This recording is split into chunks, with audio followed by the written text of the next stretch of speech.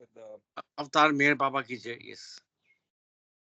please, please.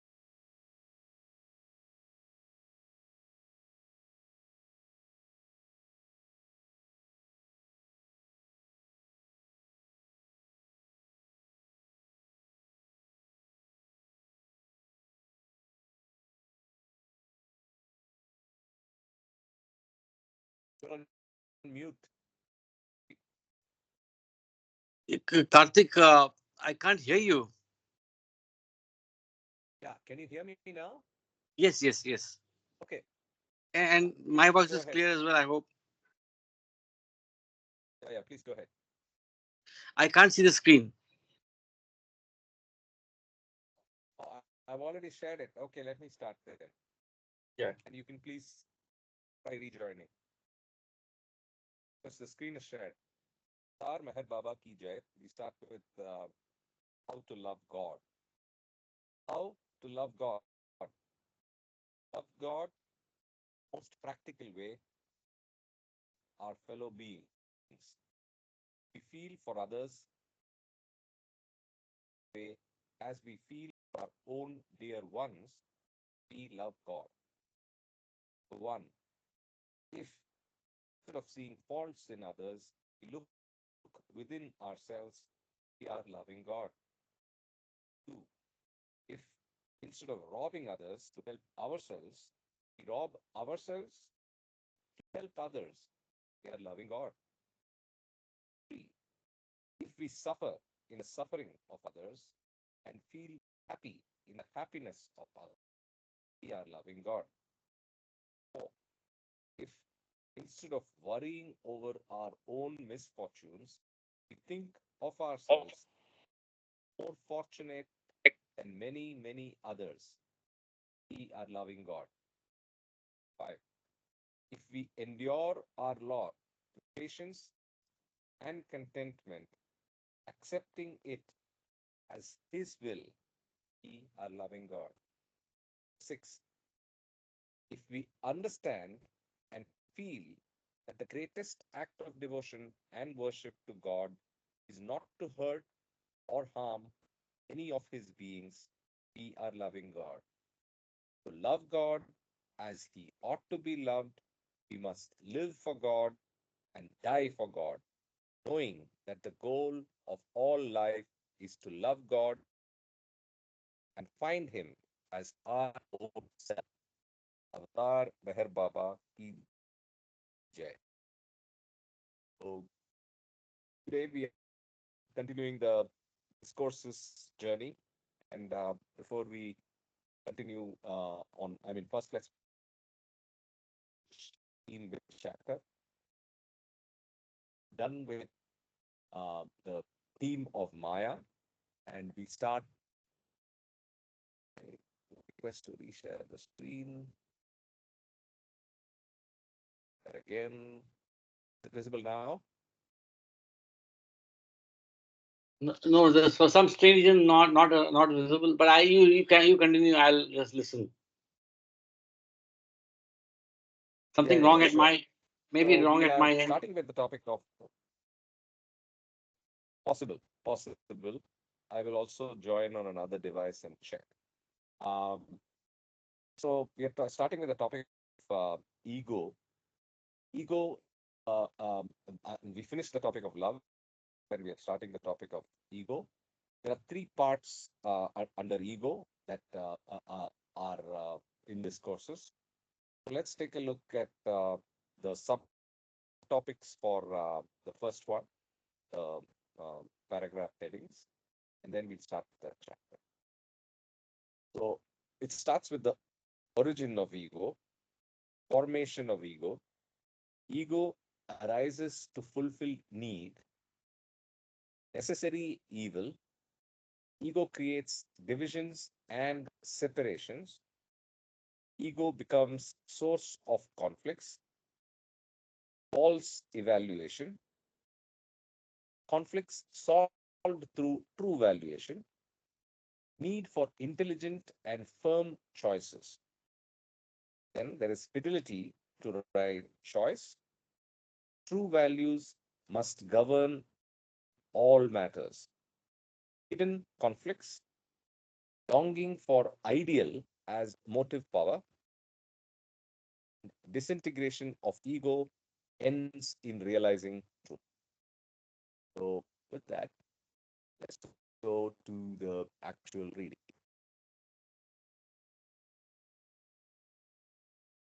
The nature of the ego and its termination. The part one is subtitled as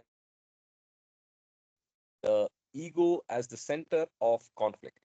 Right, so it's the beginning of. I mean, it establishes how ego starts and how it uh, actually establishes itself and what's the role of values.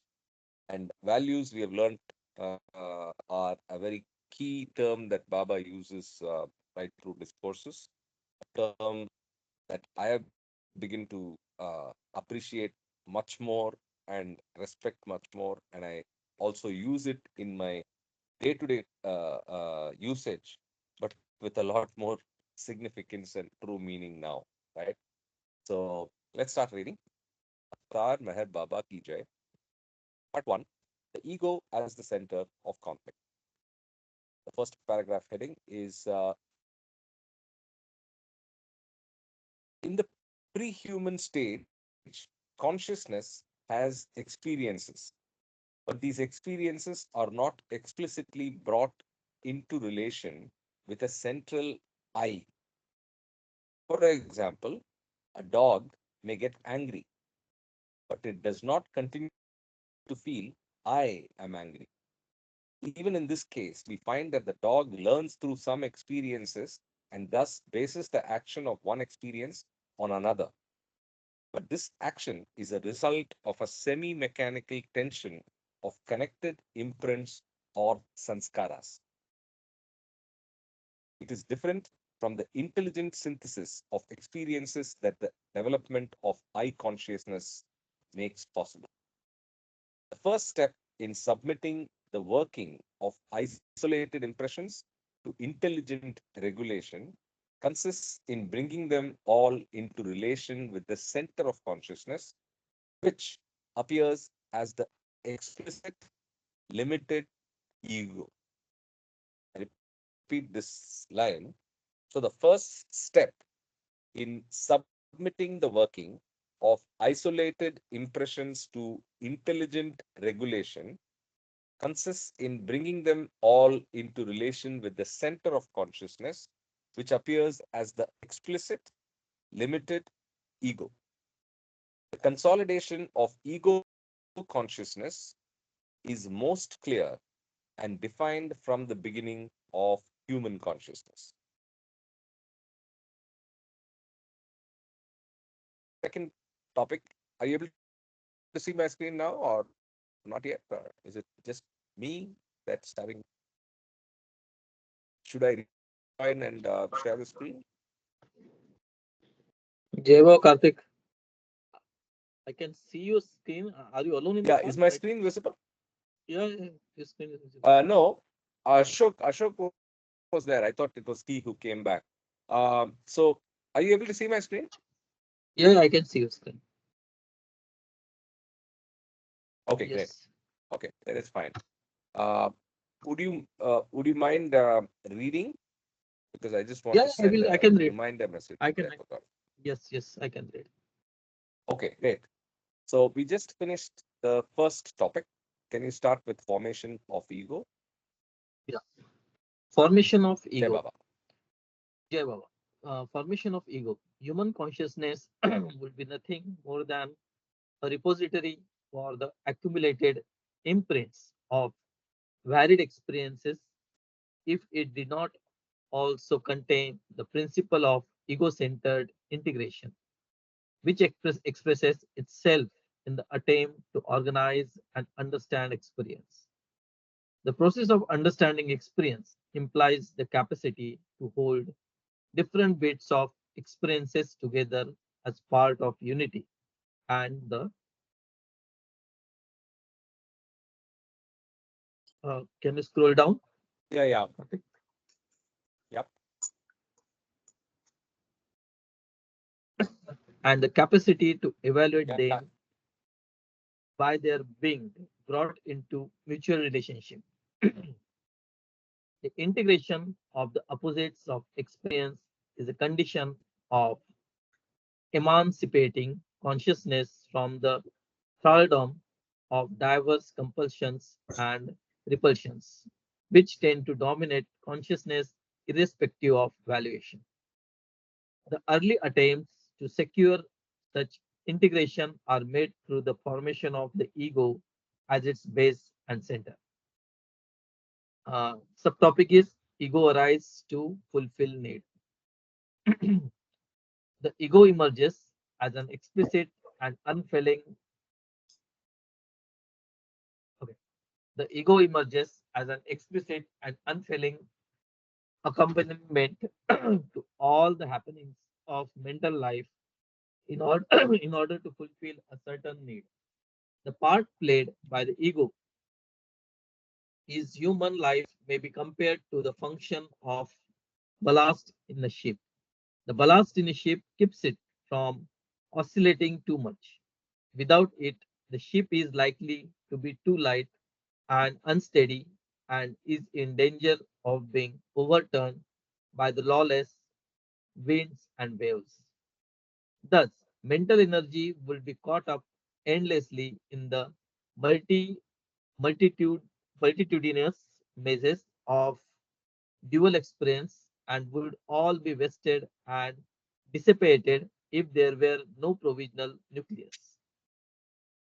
The ego takes stock of all acquired experience and binds together an active tendencies born of the relatively independent and loose instincts inherited from animal consciousness. The formation of the ego serves the purpose of giving certain amount of stability to conscious process and also secures a working equilibrium which makes for a planned and organized life.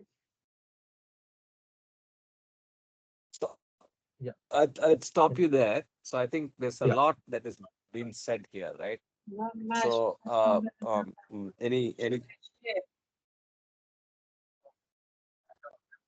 Hey, Baba Mahu, are you saying something? We're not able to hear you clearly.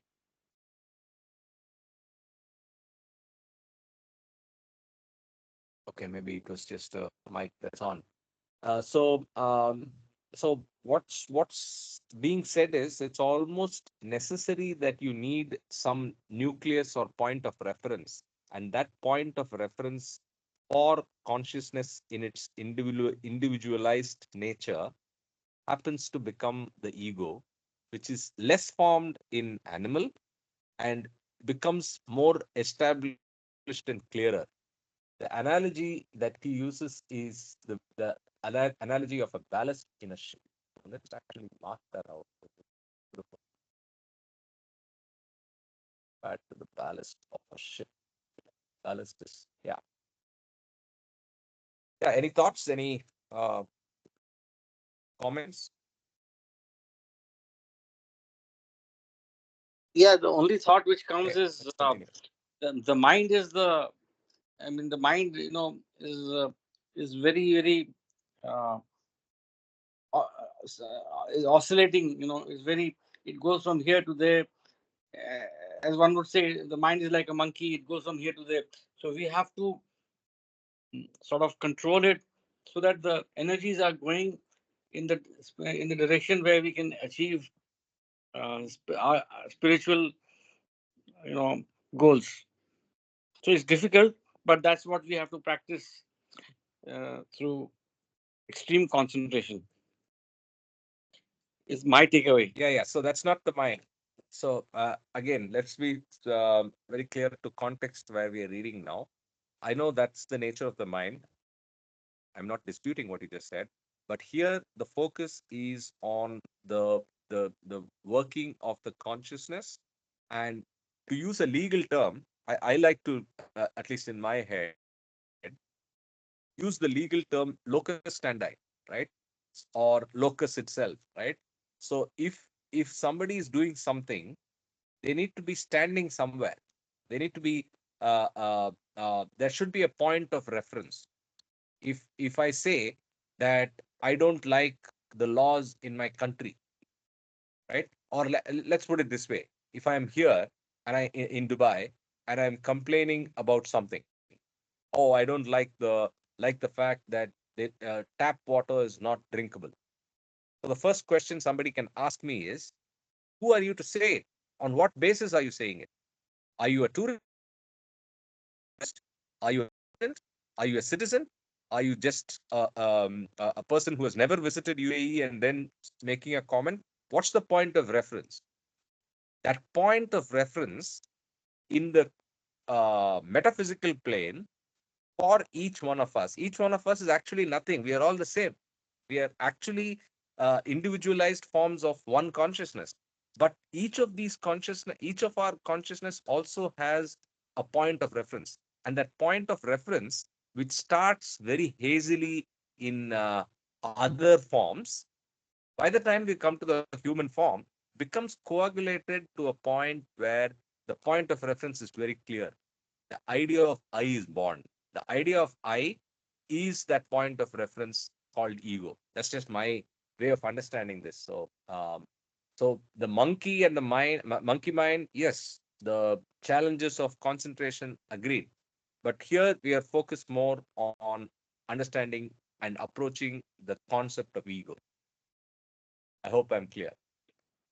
Yeah, you're clear. I mean, basically, you're referring to I, me, mine. Is that correct?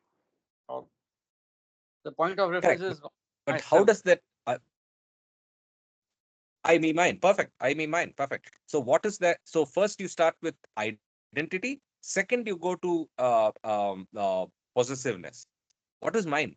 First, you need the I. Then you get the idea of mine. So if you go to an animal also, animal has the idea of mine, right? So if you this paragraph, it was mentioned there. So the animals have lesser degree of idea of mind. They have a lesser idea of anger, whereas it becomes more pronounced by the time you come to the human form. Great. And Karthik, I have a comment to make. You know, Sure. recently I'm taking some seminar with what Karthik Your audio is very bad this morning. Oh, is it bad? Maybe it Yeah. changed. Hold on. No, you know why? Because No, I my think it's Zoom just where session you. is on. You know, my Zoom session is on. Let me get rid of that. I guess it's out to my resources. All of you have trouble understanding what she's saying, correct? The audio is bad. How is it now? Yes, Now it's it is good. Now bad. it's good. Okay, yeah, it Yeah. was my Zoom session was Yeah. on Okay, thanks. another meeting. No, Okay. I was referring to the ego, the formation of the ego is the same as formation of consciousness.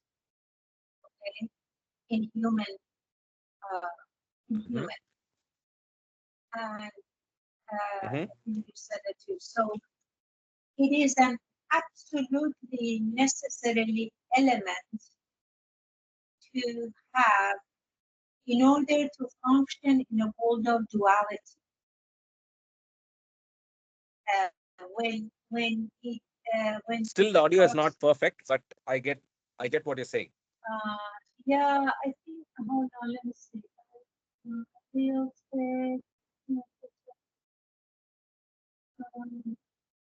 Yeah, I mean, I don't know why is it. Hold on, let me know this too. How is it now? Better? Much better. Much Okay. better. So Yeah, there I was would request you another to thing. repeat what you said. Yeah, it was another thing. So many things in one browser. I just got rid Okay. of it. Okay.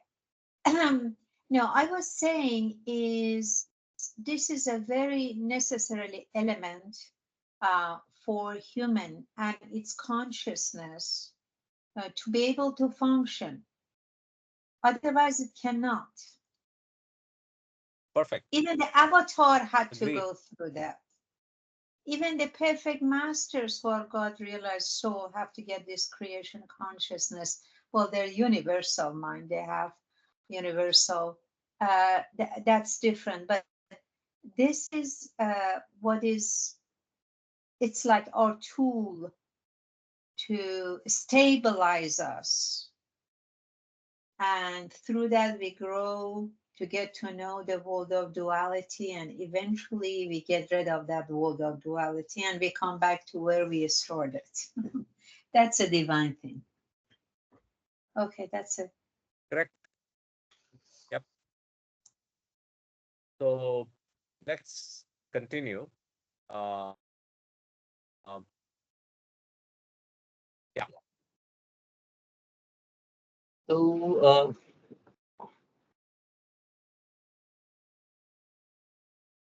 We are starting at necessary evil, correct? necessary Ashish? evil. Yeah. Yes, yes, yes. It would be a mistake, therefore, to imagine that the arising of the ego is without any purpose. Though it arises only to vanish in the end, it does temporarily fulfill a need that could not have been ignored in the long journey of the soul. The ego is not meant to be permanent handicap, since it can be transcended and outgrown through spiritual endeavor. But the phase of ego formation must be nevertheless be looked upon as necessary evil, which has to come into existence for the time being. Next topic is ego creates divisions and separations. The ego, So just a pause, just a pause. The point that yeah, Mahu made is exactly what's being brought out here. It is something that is inescapable. More than inescapable, it is necessary in the sense that without which you don't have a way to progress. You don't have the journey. You don't have the divine theme. You don't have the process of Leela, the process of discovery. So, but is it good because it's necessary? It's not good. So it's necessary and it's an evil. So that's uh, uh, that the same point that she made is brought out here. Yeah, go ahead, Ashish. yeah, ego, ego creates divisions and separations. The ego thus masks and fulfills a certain necessity in the further progression of consciousness. However, since the ego takes shelter in the false idea of being the body, it is a source of much illusion, which vitiates experience. It is of the essence of the ego that it should feel separate from the rest of life by contrasting itself with other forms of life. Thus, though inwardly trying to complete and integrate individual experience, the ego also creates an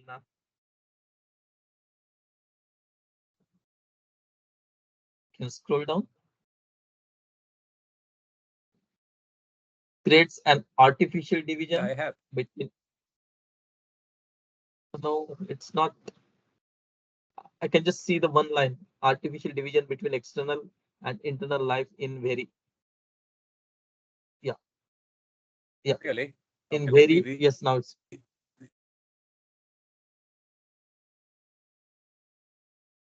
yeah, Are artificial you division between able to see it? external. Yeah, I can see that.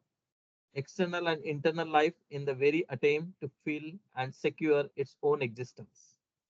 This division in the totality of life cannot but have its reverberations in the inner individual life over which the ego resides as a guiding genius. Next topic is ego becomes source of conflicts. While Hold on. Ashish, you're always in a hurry. There's no hurry. There's no hurry. Hold on. okay, So let's go back here. So what's the division that's being talked about here? A beautiful word that I wanted to draw attention of everybody is ego, ego takes shelter in the false idea of being the body, right? So thanks to the ego, we recognize illusion of the construct of the body. it vitiates experience. What is vitiate? Let's just read the meaning, and it'll make it'll appreciate. We'll Vitiates get a would be better a appreciation false of role impression. of ego. A false impression. To spoil, to make faulty, to reduce the value, quality, or effectiveness of something. So what? So we have an experience. That experience is spoiled. It's made faulty. It reduces the value or effectiveness, and that's the role of that's introduced. That complication, that degradation is introduced through ego, right? So beautiful saying here. So basically it creates an artificial division, creates an artificial division between external and internal life. Without this artificial division, we will have only internal life, which we will focus on no illusion. Eternal life here refers to the true metaphysical natures of our lives, and then we go on to secure its. I mean, and we'll make progress on the divine theme, to use Mahu's phrase, right? So, but then that doesn't happen because we get lost in illusion, right? That's the point that's made here, right? Let's So, continue. By the way, Ashok, are you able to see the screen? yes, I am able to see the screen. I just want to add, we can, for vitiate, it could be debase, sort of it changes you from the base of reality into a duality. I mean, that could be another interpretation. It takes you away from the real goal. Can you hear me? Absolutely. Agreed. Yeah, Jay Baba. sir. You can And continue. Jai Baba. one thing, Kartik and others, it's important to know that our Mhm. consciousness at an early stage of human life, particularly when it has disassociated itself from the animal life, which the closest is, Baba says, is chimpanzee, um, it is not ready. It hasn't been grown enough. It is not ready to get to know the reality or the real life. So it's kind of a price that we have to pay to get associated with Yeah, the false value and the duality and identify ourselves as body, this body, which we're not really. This is not real. And to be able to eventually get rid of, to get, Baba says, fed up with it. You just get so fed up with it, and you yourself recognize this is not real. Because achieving that godhood, it's a big deal. So we really have to get our super PhD on that, doctoral degree or something. Yeah, it's just that's how Baba designed it, because we're not ready. We just have to go through that evolution process, and then eventually involution. Yeah.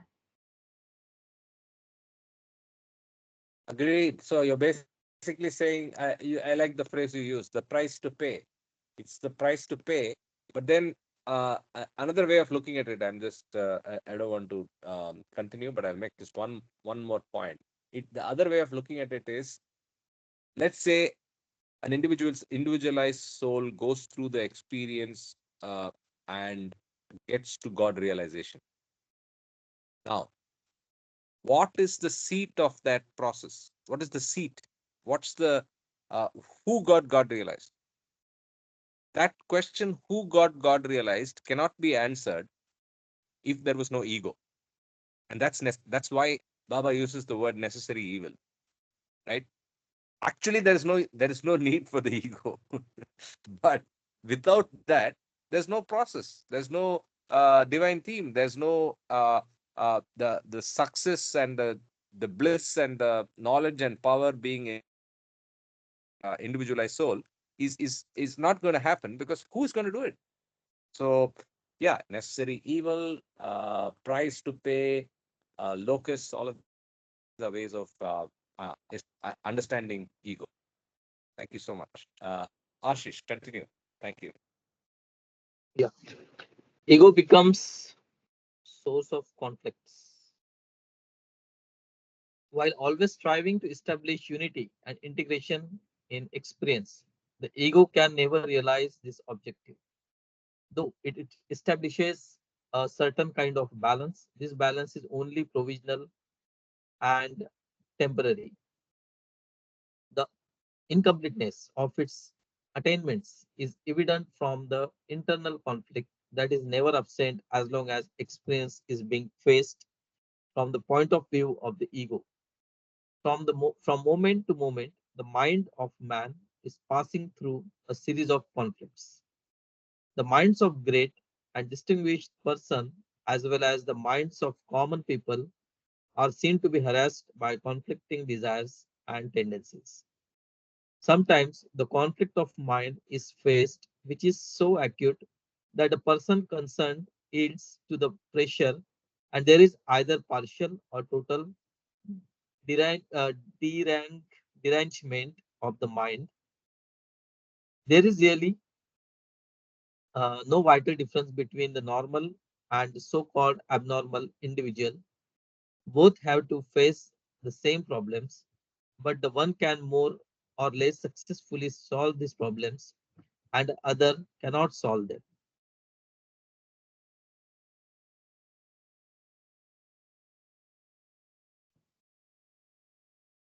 So Yeah, I can't hear you. no, because can you scroll up? Yeah, I did. So then can everybody can able to see that scrolled Yes, page? yes, we can see. Ego becomes source of conflicts is what is on the screen. Is that correct? No, I can. For me, it's not scrolled up yet. I don't know what happened. Okay, so why don't we rotate the reading at that point as well? But I'm glad Ashok is Yeah. able to see it. Ashok, you want to continue reading?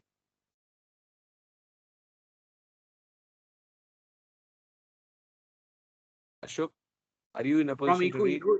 You can continue Yes, from yes. this point. From ego becomes. Oh, False sorry. valuation. False valuation. Uh, Jay Baba. Subtopic: false valuation. Thank you, Ashish. Yeah. The ego attempts to solve the inner conflicts through false valuations and wrong choices. This characteristic of the ego that it takes all that is unimportant as important and all that is important as unimportant. Thus, although power, fame, wealth, ability, and other worldly attainments and accomplishments are really unimportant, the ego takes delight in these possessions and clings to them as mine. On the other hand, true spirituality is all important for the soul, but the ego looks upon it as as unimportant. This is really, I mean, I take a pause here and say that this really throws the perspective of what, how the, how we, give real false valuation in our spiritual journey. So can we say that illusion and ego go hand in hand? I have a question for the group. Yes, it does, because illusion uh, it gives us the false valuation or false pride in uh, to the ego. It's all a movie It's screen the as. other way around. Oh, sorry.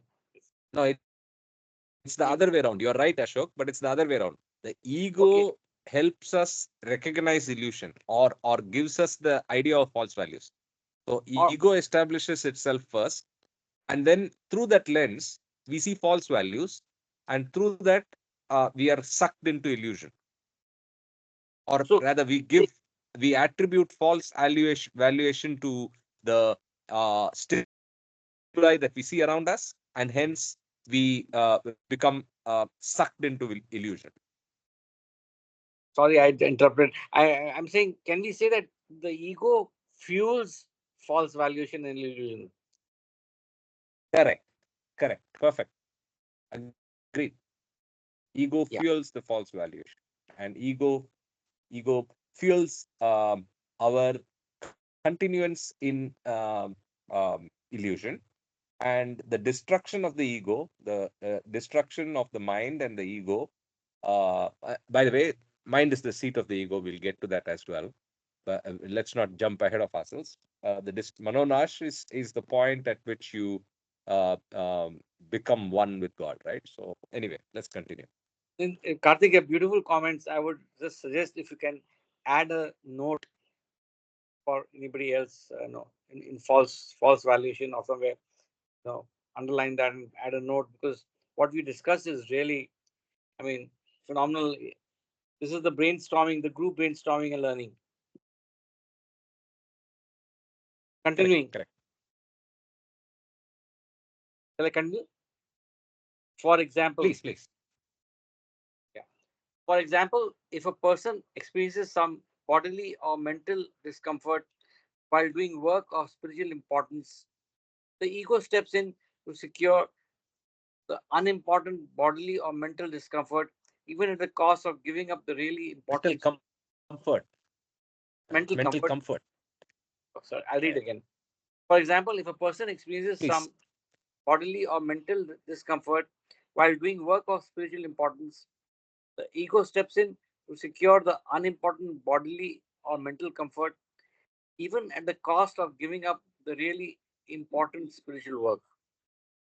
Bodily and mental comfort, as well as other worldly attainments and accomplishments, are often necessary, but they are not therefore important.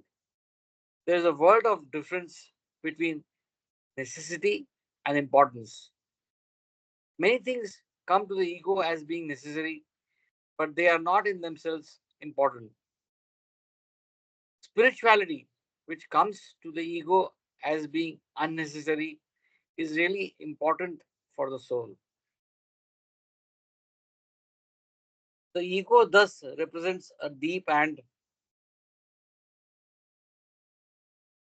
Karthik, I would suggest we can underline spirituality. That line is Sure. important. Is my, I find it quite. Yeah.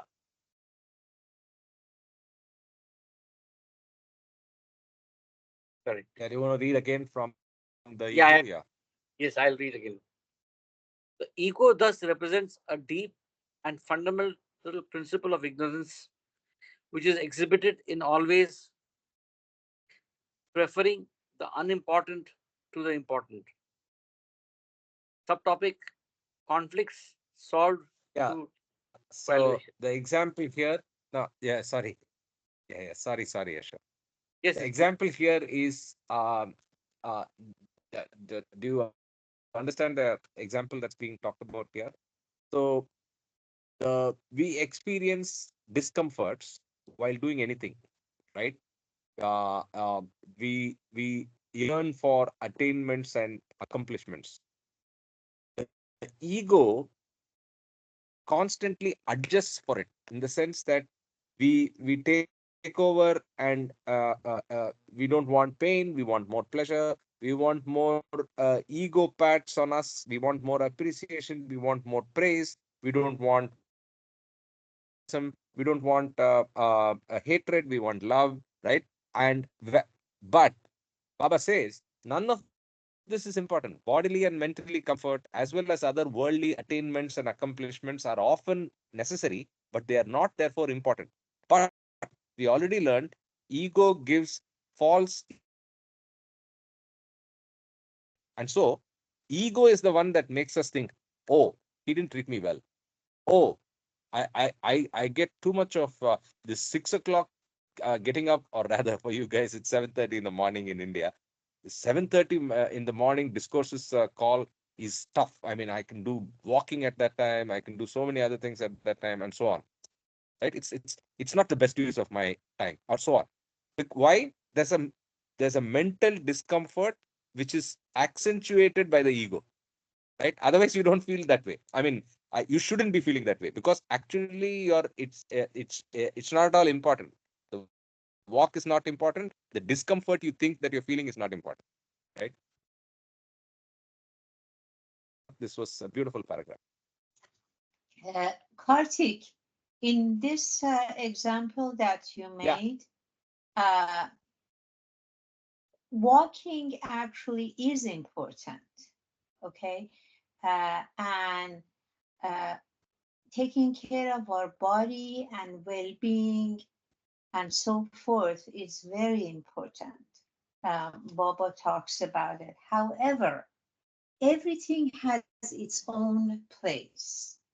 For example, attending to this meeting, um, if we make excuses, oh, I'm sleepy, like India time, I'm sleepy, I need another hour of sleep, I this, that, uh, that ego plays that trick on us because it Right. gets feeded from false value, gets feeded from the illusion.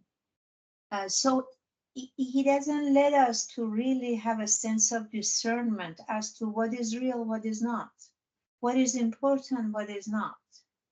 Is this meeting more important than eating chai or breakfast? Of course, it's more important. So, things like that. But again, is a necessary devil. We need it for our progress. It's a necessary devil. Everything is relative. Thank you for that. Everything is relative to the context of each individual and context of each person's sanskaric makeup. Yeah, definitely. I'm sorry if that example seemed to suggest, yeah, I'm sorry if it seemed to suggest that taking care of the body is less important. As you rightly said, Baba has also said, the body is the temple where the soul resides, and we have to give it the right amount of respect. We cannot abuse the body, right? Having said that, Right. I was more in the context of how the mind behaves and the role of ego in making decisions in a practical day-to-day manner. And this Sure. comfort example that Baba's talking about, I was explaining. Yeah, but thanks for pointing that out. Can we summarize it, or can we just add two taglines? So there is basically a fuel for the soul, which is um, you know the important teaching and learning, and there is fuel and taking necessary care of the body, which is the temple of you know our existence.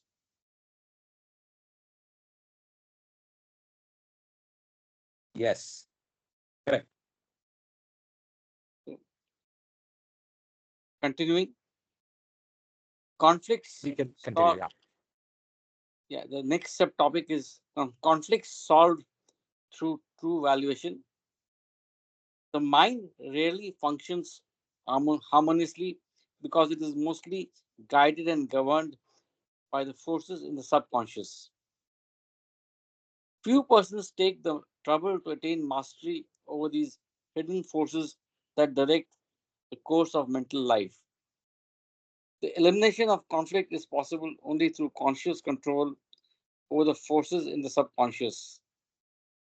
This control can be permanently attained only through the repeated exercise of true valuation in all the cases of conflict presented to the mind.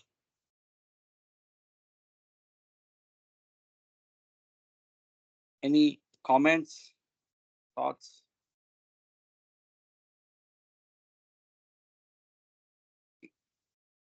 Next I think subtopic. in my life, uh, and I would say, happy to listen to any other comments as well. In my life, I think in all our lives, I would say true valuation is fleeting and temporary. So it's not that it's absent all the time. We do make the true value, being in Baba's path, being people who are interested in making progress from a spiritual standpoint. All of us recognize true values, but we are always hounded by false valuation as well in a day-to-day practical basis, right? So I would say that there are fleeting examples, and our focus as lovers of Baba is to increase incidence of true valuation and repress the hydra-headed ego in its various forms that it keeps jumping and helping, I mean, not helping, making the false valuation. So we'll have to suppress it every time and be more cognizant of it, right? Intelligent action, right? Anyway, so that's just a thought I came to my mind.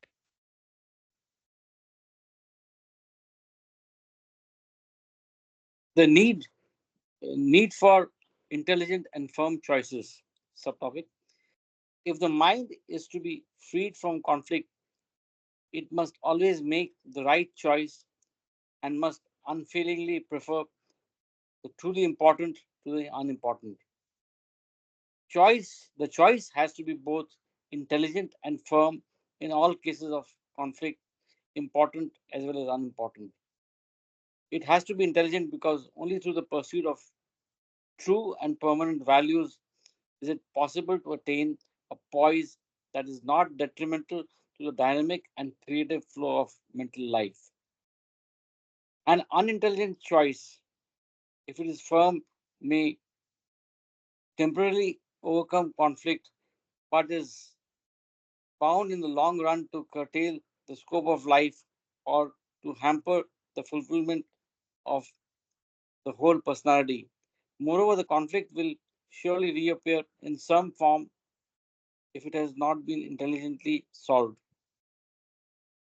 An intelligent solution, on the other hand, requires an insight into true values, which may have to be disentangled from false values. The problem of conflict of desires thus turns out to be the problem of conflicting values, and the solution of mental conflict, therefore, requires a deep search for the real meaning of life.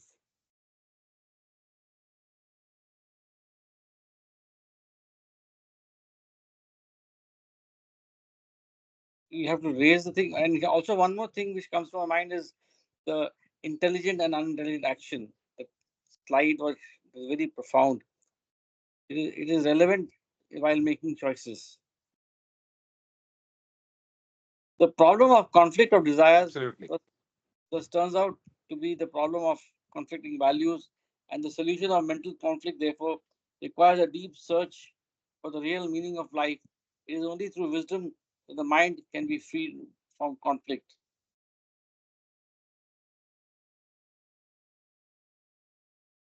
Having the next subtopic is fidelity to right choice. Having once known what the right choice is, the next step is to stick to it firmly. Although the competing tendencies in the mind may be quieted by choosing one particular course in preference to other alternatives, they still continue to act as obstacles in making the choice fully effective and operative. At times, there is a danger of a decision being subverted through the intensification of those competing forces in the subconscious. To avoid defeat, the mind must stick tenaciously to the right values it has perceived. Thus, the solution of mental conflict requires not only perception of the right values, you have to raise the screen, Karthik,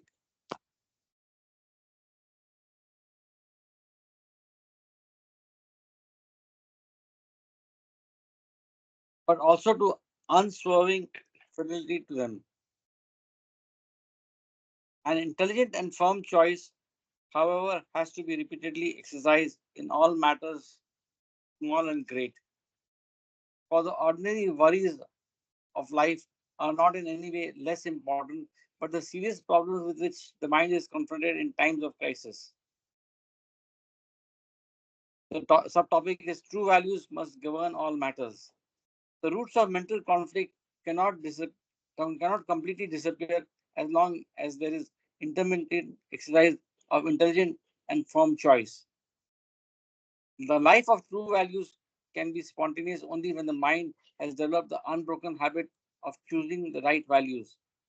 Three-quarters of a life is made up of ordinary things, and through conflict concerning ordinary things may not cause much mental agony. It still leaves in the mind a sense of uneasiness and something is wrong. The conflicts that turn on ordinary things,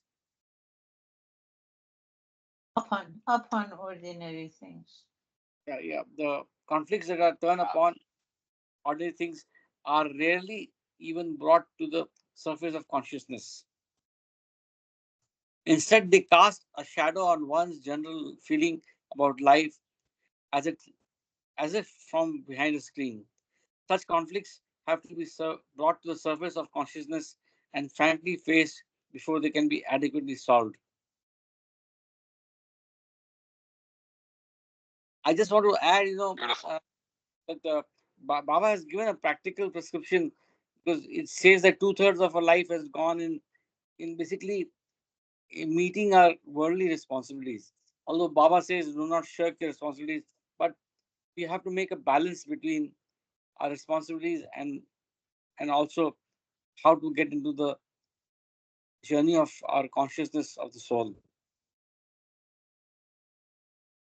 Hidden conflicts, the subtopic. The process of bringing conflict to the surface of consciousness should not degenerate, however, into a process of imagining conflict where there is none. The sure sign of a real hidden conflict is the sense that the whole of one's heart is not in the thought or action that happens to be dominant at that moment. There is a vague feeling of a narrowing down or a radical restriction of life. On such occasions, an attempt should be made to analyze one's mental state through deep introspection, for such analysis brings to light the hidden conflicts concerning the matter. Can anyone think of an example of this? What is an example of a hidden conflict, right?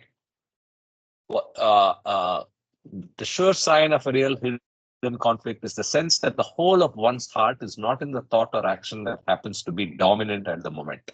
So there is something at the background that plays. Anybody volunteer a fictitious or a real life example that brings this out in day-to-day life?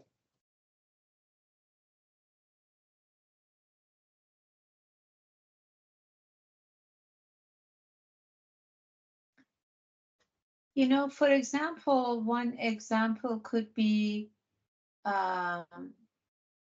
when we show sensitivity or getting upset by someone's judgment or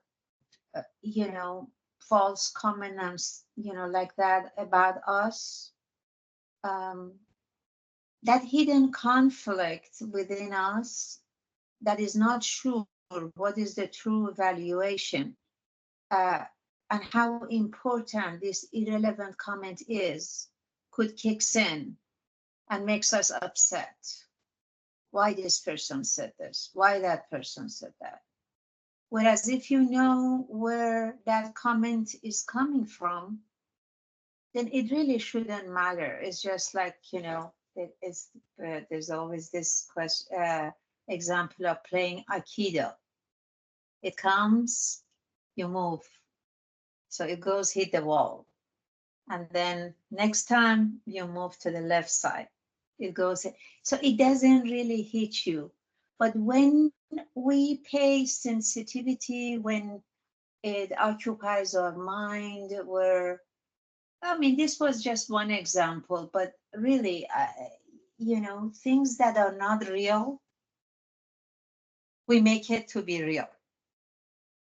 And we spend a lot of psychic energy and a lot of stuff on it, or it's really a waste of time. It's useless. It's when you come out of it and begin to observe, become an observer and see like what happened.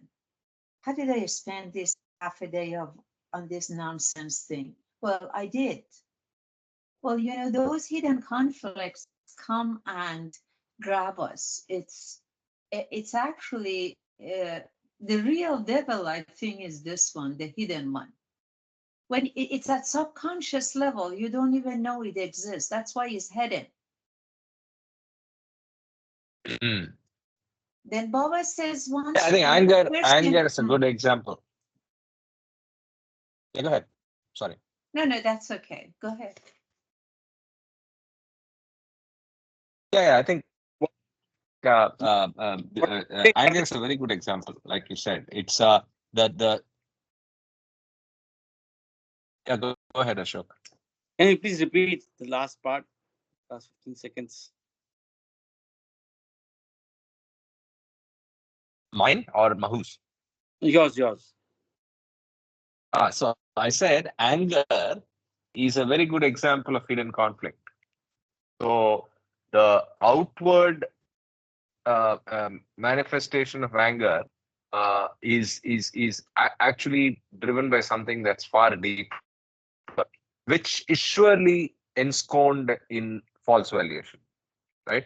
You might have road rage, but or I mean, road rage is a very poor example because it's a superficial example of anger, right? It's personality, it's contextual, it's stress related, and so on. I'm saying relationship, which probably what Mahu was alluding to, somebody doing something which causes an impact to you, right?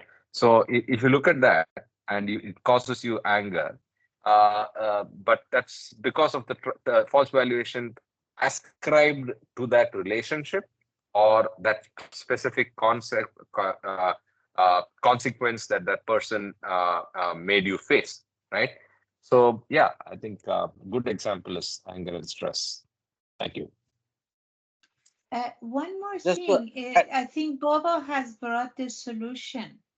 This actually part is, I think, very important when he says, on such occasions, an attempt should be made to analyze one's mental state. Too deep introspection for such analysis brings to light the hidden conflicts concerning the matters. So when you really bring it out and face it, then it's no longer hidden. You become aware of it. And next time around, if you're alert enough, if you're wise enough, you don't fall for it. That's one more thing to put to work. Absolutely. Watch out for it and then go deep into that, which is again pointing back to intelligent action. You watch out for false valuations helping you and making you make decisions. Yeah, Ashok, you were saying something, and then after your comment, we can continue. I just wanted to say it's basically expectations or false expectations, and which is of course driven by the ego, the lust, anger, and greed. Greed, we can say, dil mange more, or we want more always, and so it's basically uh, expecting something, false expectations, and that is what can lead to false valuations. I remember what I wanted to say. When you brought the example of an anger, those things are, well, here Baba doesn't talk about sanskaras, right? But the real root of it is our past impression that are stored in our mental body, and that's our sanskaras. So those are the one that gets an opportunity to pops out, or in other words, gets unwinded. We can look at it that way too, through the eyes of a sanskaras and winding or unwinding process. Yeah.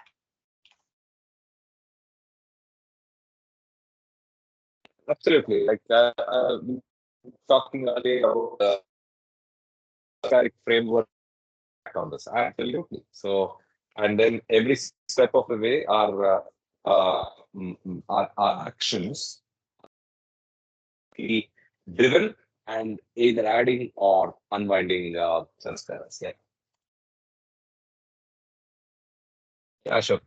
You can Yeah, continue. longing for ideal as motive power. When the conflicts are thus brought to light, it is possible to resolve them through intelligent and firm choices. The most important requirement for the satisfactory resolution of conflict is motive, power, or inspiration, which can only come from a burning longing for some comprehensive ideal. Analysis in itself may aid choice, but the choice still will remain a barren and ineffective intellectual preference unless it is vitalized by zeal for some ideal appealing to the deepest and most significant strata of human personality. I read this again. Analysis in itself may aid choice, but the choice would remain a barren and ineffective intellectual preference unless it is, unless it is vitalized by zeal for some ideal appealing to the deepest and most significant strata of personality. Modern psychology has done much to reveal the sources of conflict, but it has yet to discover methods of awakening.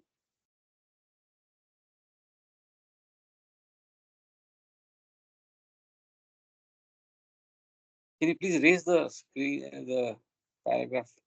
Yeah, I think it's very slow today. No, no, no Some issues. reason, maybe it's Teams. I already did 10 seconds back. Yeah. Inspiration or supplying the mind with something that makes life worth living. This indeed is the creative task facing the saviors of humanity. Disintegration of ego ends in realizing truth. The establishment of a true ideal is the beginning of the right valuation. Right valuation, in turn, is the undoing of the constructions of the ego which thrives on false valuation.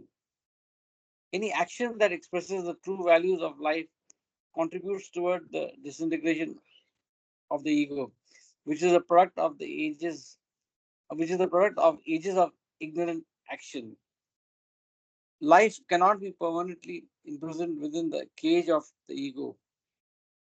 It must at some time strive toward the truth. In the ripeness of evolution comes the momentous discovery that life cannot be understood and lived fully as long as it is made to move around the pivot of the ego. Man is then driven by logic of his own experience to find the true center of experience and reorganize his life in the truth. This entails the wearing out of the ego and its replacement by realizing the truth.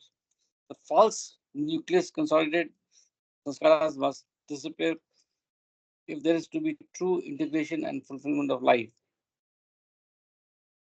I like the term the cage of the ego.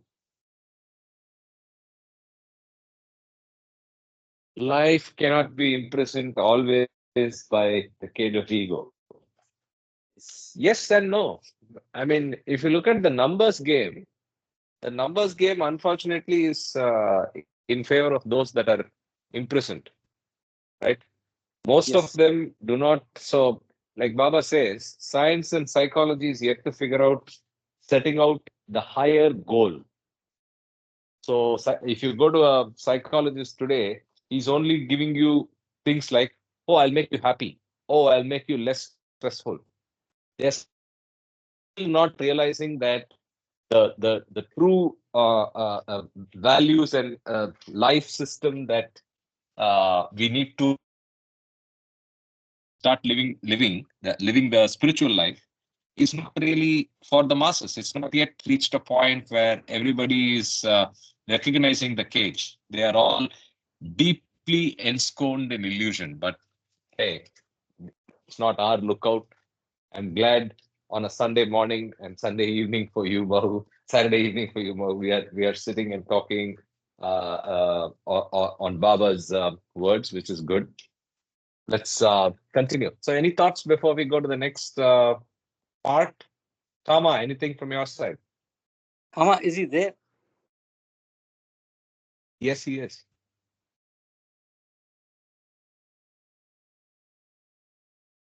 Kama, any thoughts? Maybe not. So let's continue. The nature of the ego and its termination. Part 2. Jai Baba, sorry. Yeah. I was, I'm at a function, so I had to come out. Can you hear me? Okay. Yes. Are you able to hear me well? Okay. So my comments Yes. are basically what I heard Clearly. is a couple of things. Starting backwards, we were talking about ignorant action, the cage of the ego, being in the prison, and disintegration of the ego, and about right valuation.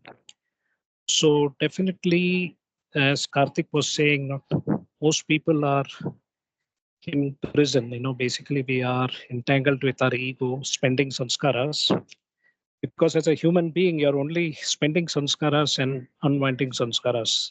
Because winding sanskaras ends with evolution. So that is one part. And spending sanskaras also implies unintelligent action or unintelligent inaction. Whereas unwinding sanskaras is equivalent to doing intelligent action or intelligent inaction. And when we were talking about the hidden conflicts, one example that came to me was about the guru process. When you are looking for a guru, when you're doing spiritual shopping, as Baba has said in one of the chapters, that do as much due diligence as you want. But once you have the grace of the guru, stick to it. Don't be like a sparrow. So sometimes what happens is that uh, because of our past conditioning, where we are spiritual shopping, and after getting the grace of the guru, sometimes a doubt comes, am I following the right guru? So that is a form of hidden conflict. Another thing is also like in the spiritual process, we go through karma kanda, from karma kanda, rituals, following rituals and stuff like that, to adhyatma kanda, which is more about the inner part, where you are going inside yourself. So that time also, because we transition from doing rituals to going inward, where we stop doing rituals, and that is one of Baba's awakening for this century is no more rituals. We just have to be loving and do good things, good thoughts, good words, good deeds. So that is kind of a hidden conflict example when we're transitioning from karma kanda to adhyatma kanda. And then, of course, most important is true and permanent values, which leads us to equipoise and equanimity. The way I look at it, true values are based on universal laws of nature. What are the universal laws of nature? One is the laws of matter and one is the laws of the spirit. So we have to know both. And second thing is, yes, the ideal goal is God realization or manunash, elimination of the ego. But to reach that state, you still need to be a practical person. Need to take care of the Maslow's self-actualization theory, the roti kapda makan, food, shelter, clothing. As Karl Marx said, religion is the opium of the masses. So one has to be first be practical in life. That is, you have to take care of the material body. Like for example, for myself, I use Hatha Yoga for my gross body, Kriya Yoga for my subtle body, and Vipassana for the mental body. So that kind of creates an equilibrium for me so that I can actually focus more on Baba. Of course, there are people who quote Baba and say, oh, we don't need meditation, we don't need this or that. I think, again, it's a contextual thing because each one of us is unique. And so we have to find the right template. But it's important to know the laws of nature, which is what I think God speaks and Discourses helps us to do. So that is one insight. And also, I think that the world is filled with optimists and pessimists. Some people moan and groan about life and, what's happening to me? I'm such a good person, blah, blah, blah. But if you really look at it, we are all playing our parts based on our prarabdha sanskaras. And from our reincarnation and karma theory, we understand that we come with a prescripted role. So whatever is happening to anybody is happening because of their prescripted role.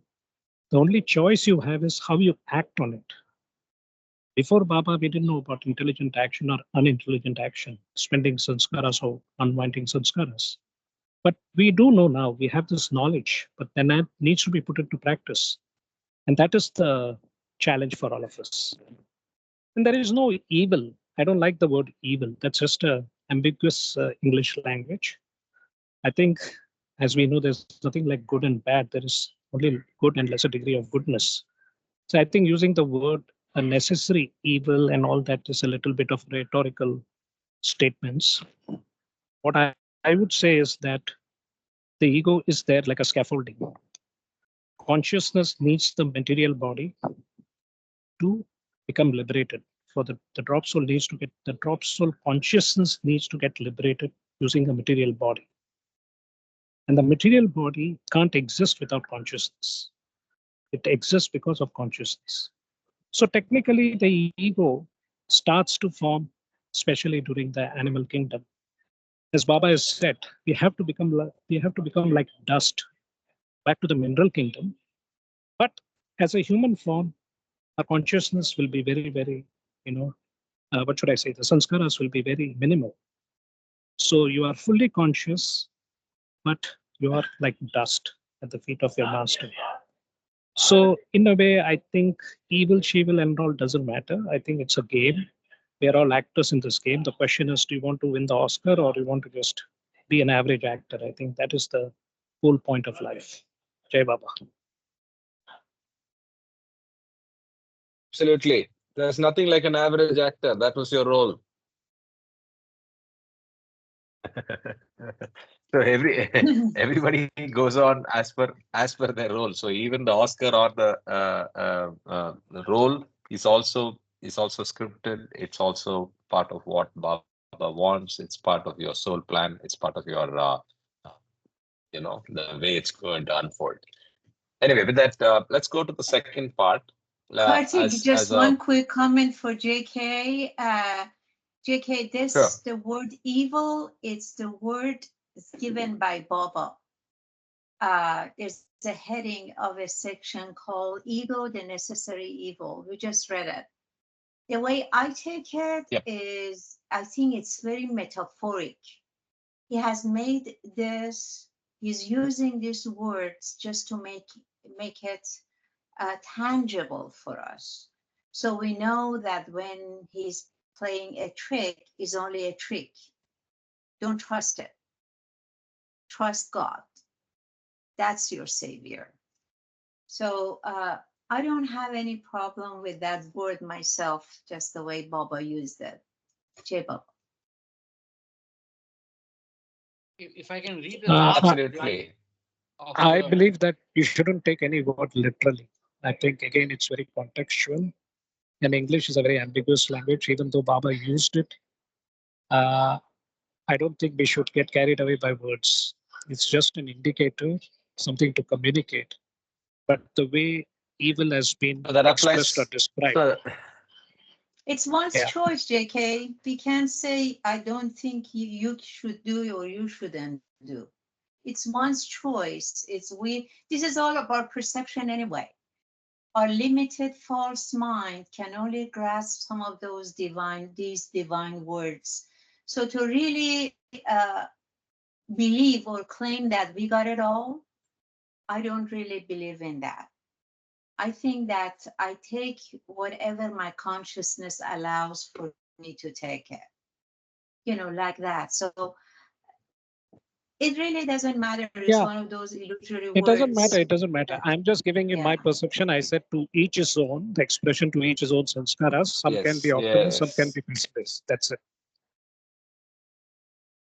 Yeah. And Baba himself has said there is nothing like evil, right? So that's the point. And like you said, English is a very ambiguous language. It's very difficult for everybody to understand it exactly the same way. And we do our best. We do our best, and of course, once it's Baba's word, there is a significance that will get to you. I'd put it that way. There is no two ways about it. It may get to you now or it may get to you later. It's only your readiness. Uh, but the word is word. Word is his word, right? So you just take that in that spirit. So much time do we have? We have 15 minutes. So please let's get to the next part. The next part is part 2. And subheadings we are going to cover is ego as a hindrance to spiritual emancipation. Ego feeds upon one's exclusive feelings. Jealousy strengthens ego. Slimming down of ego through love. Jealousy is opposite of, I mean, love is the opposite of jealousy. Ego made of desires. Root of ego is in the subconscious mind. Ego is heterogeneous in constitution. Explicit ego and implicit ego. Intensified conflict ends in attaining poise and harmony. Ego lives through opposites of experience. And then ego is hydra-headed. What are the tricks of ego that plays?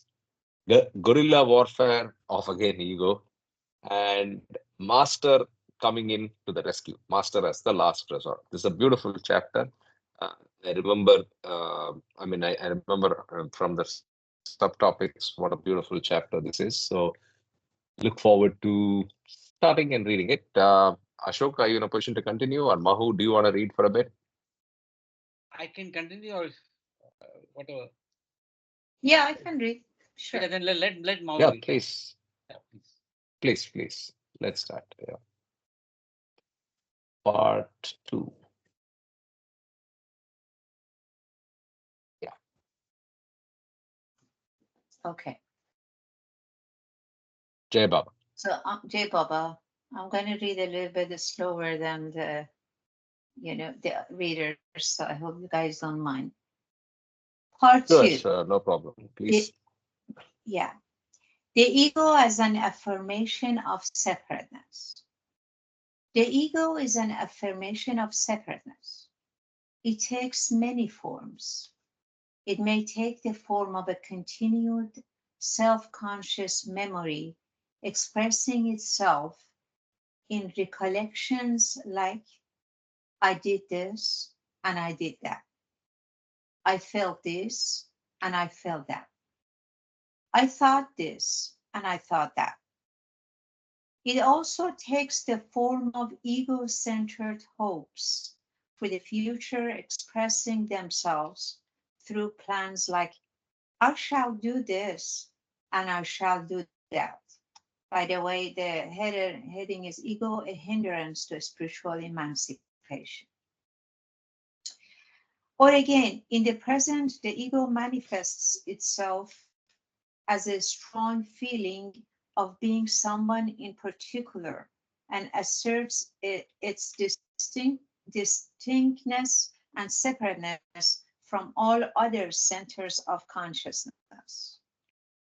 While provisionally serving a useful purpose as a center of consciousness, the ego, as an affirmation of separateness, constitutes the chief hindrance to spiritual emancipation and enlightenment of consciousness. Yep. There's one positive phrase that ego got. It is serving a useful purpose as a center of consciousness. But then in that very sentence, there is a negative, and it says it's the chief hindrance to spiritual emancipation and enlightenment of consciousness. So it's an important line. Let's continue. The ego affirms its separateness through craving, hate, anger, fear, or jealousy. When a person craves the company of others, he is keenly conscious of being separate from them and thus feels his own separate existence intensely. I gotta read this again. When a person craves the company of others, he is keenly conscious of being separate from them and thus feels his own separate existence intensely. The feeling of separation from others is most acute where there is great and unrelieved craving. In hate and anger also, the other person is, so to speak, thrown out of one's own being and regarded not only as a foreigner, but as definitely hostile to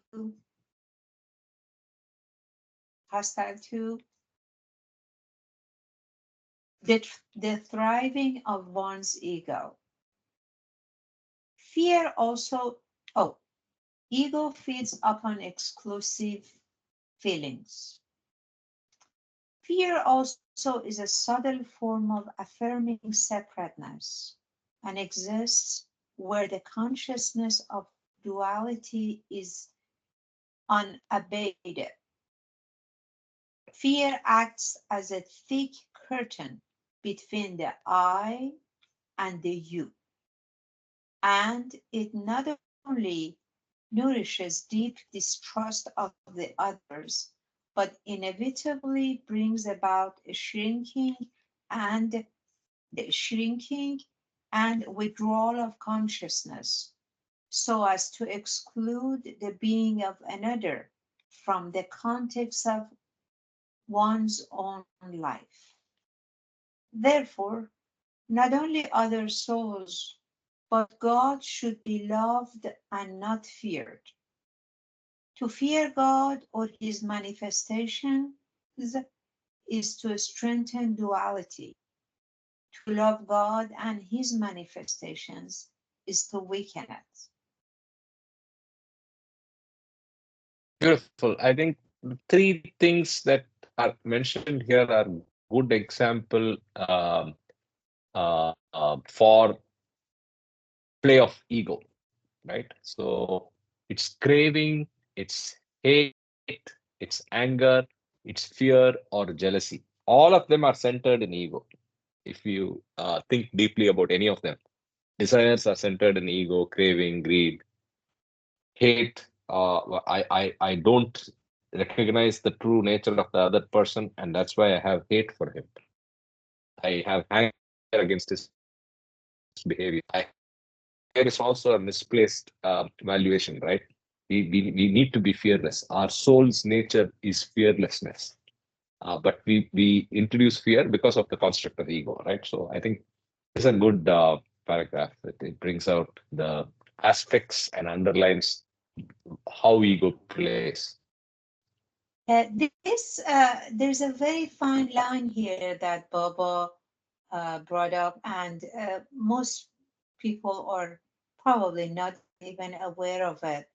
And that is the top part, the craving for being with others, and the craving for being with others, like in company of others. And even though, that itself is an introduces your separate existence, because you're not happy with yourself. You want complementary. You want to, you're happy with in a company of others, right? But then Baba here says the feeling of separation from others is most acute. It goes one step further. Is most acute when there is great and unrelieved cravings. This means even though that perhaps the way I get it is the craving for the company of others, you attend to it. And still you feel unrelieved. You still want more and more, right? So that itself is a proof that you see yourself and feel yourself as a separate existence from others. I think these are also the side effects of when ego is emphasizing on duality and feeds from that. obviously it brings these three things that you said: the craving, the hate, anger, fear, jealousy, all that. But actually, these are all sanskaras too. But the ego is the one that I think initiates that. Ego affirms it. So craving comes up. Affirms. It affirms that I hate. So it just jumps out. Anger, all that. Yeah. It's like that. Beautiful. I think the thanks for pointing out this line. The the ego actually uses these other things to increase the intensity of the separation. Beautiful. Let's Yeah, Baba continue. said it. Jealousy. Yeah. Jealousy. Jealousy Let's see. strengthens ego. Okay. The feeling of Jai Baba, separateness. once again, Jai Baba. What reminded me of these two paragraphs and what we just commented is again goes back to the chapter on love, where Baba talks about infatuation, lust, greed, anger, jealousy are obstacles to having the gift of pure love from the master. So we can add fear and worry too. So the way I've understood ego, as I've said earlier, is all the English alphabets: anger, aversion, backbiting, craving, duality, expectations, fear, greed, hypocrisy, ignorance, jealousy, and so on. You just open the dictionary, and we all carry these different forms of ego. Of course, lust, greed, and anger uh, relates to the gross, subtle, and mental body, like we say kama, krodha, lobh in India. But all these different things we carry as part of our ego consciousness. And so, especially when it comes to that part where we talked about craving for the company of others, I think this is something I've been pondering on. Why does a male and female want to have each other's company? And what is the significance behind it? Of course, I think in the chapter on significance of male and female incarnations in reincarnation and karma, Exactly. Baba has said a beautiful thing that the soul has no gender, but the soul to feel complete needs both a male and female attributes.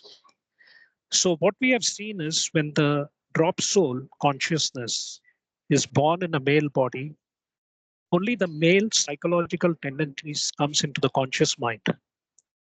And for the female, it's the female psychological tendencies. And the other aspect is hidden in the subconscious.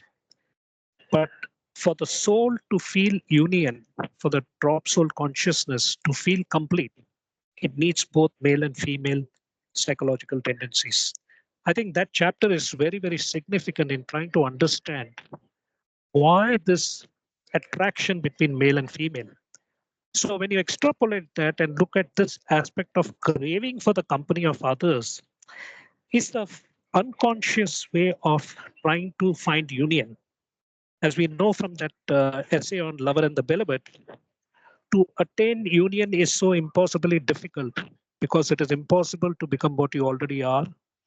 Union is nothing but the knowledge of oneself as the only one, capital self. So, in a way, this whole divine theme, God speaks, everything is like a drama where we are all playing different roles. And factually, realistically speaking, uh, you know, uh, we are, once you have become a human being, we have full and complete consciousness, except the ego consciousness is preventing us to know ourselves. And that is the whole journey of play. Jai Baba.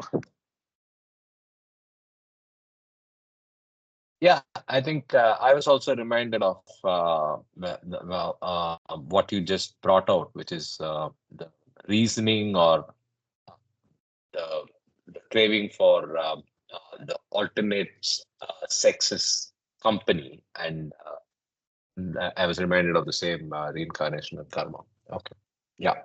So I think we can actually stop here and continue with jealousy strengthens ego in the next session so that we are not in a we take it up smoothly. In fact, we can start again from reading the one page quickly next Sunday. So, any thoughts or comments on what we've already read before we wrap up? You know, reading this stuff once again confirms actually how lucky we are to be able to be in a company of the avatar and, you know, get his help, get to know the divinity of his words. And, you know, this is like nourishing your soul. Really, after these meetings is like, for me, it's like sometimes there are intoxication because these Baba's words are very, it has a spiritual energy attached to it. And obviously, if you're thirsty, this is a good feed for your soul. So just to be grateful as to Baba to providing all this for us in this particular Advent, because no other Advent is done this much detail. So we're very lucky. Yeah, that's, I leave you with Yeah, that I was thought. when you started your comment, the immediate word that came to my mind was, "I get a high." So you completed it and said, "Yes, it's intoxication," right? So it's literally Yeah, that because there's a spring in your step. These thoughts are, you're thinking about it more and more over the course of the next few hours, and probably the true values are better recognized. The ego fades to its background for some time. We are doing good, intelligent action, and so on and so forth. So, yes, but thank you, Baba. Thank you, Baba, for what thank you, Baba. he has Actually, given. today, Yeah. through this, one of my question was answered. So I'm very, very grateful. Yeah, I think one of those Sure. hidden values that kicks in, and it has Hmm. something to do with the material life. So Hmm. once I'm that comes glad. up, just make sure that you have your true values set up and just let it go. Anyway, Jay Baba, nice to be Anyway, with you all. Jai Jai Baba, Baba. everybody. I Jay just want Baba. to Jai add, Baba. Karthik, Yeah. Jai Baba. I just want Sure. to add that we are more than 5 or more than 2, and so Baba's presence is there. I feel like Yes, he's yes, present in all our absolutely. meetings. Yes, Jai Baba. indeed. Jai Baba. Jai Baba. Ending the meeting. Thank you very much. Have a great day and week ahead. Same to you as well, Jai Baba.